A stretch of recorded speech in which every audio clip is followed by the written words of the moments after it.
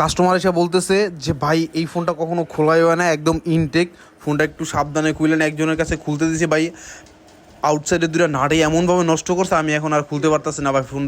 ফোনটা কি খোলা যাবো ভাই? আমি বলতেছি যে ভাই 100% খোলা যাবো, আপনি কোনো টেনশন করেন না। যেহেতু নাটের এই অবস্থা করছে, এখন নাট দিলে তো খোলা এইভাবে পসিবল না।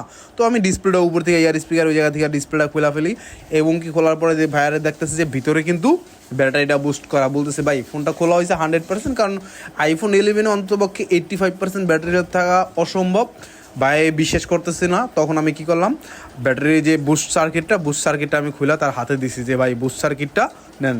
তো আইফোন 11 ব্যাটারি চেঞ্জ করতে যা হয়তো টেকনিশিয়ান হয়তো বুঝতে পারে না, নাটটার প্যাচ কাটা ছিল, তো এই জন্য ফোনের পিছনে যে নাটটা প্যাচ কেটে গেছে।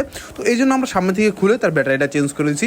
ভাই কিন্তু খুবই খুশি ছিল, কিন্তু একটা দিকটা শুধু মনটা বেজার ছিল যে তার ফোনটা খোলা হয়েছে বুস্ট করা। এটা কিছু না, এটা রেগুলার ইস্যু খোলা হতে পারে। তো এই যে বুস্ট সার্কিটটা আমি দিচ্ছি, এই যে বুস্ট সার্কিটটা ভাইকে দেখালাম যে এটা হলো বুস্ট সার্কিট, তো এটা ব্যাটারিটা বুস্ট করা ছিল সব।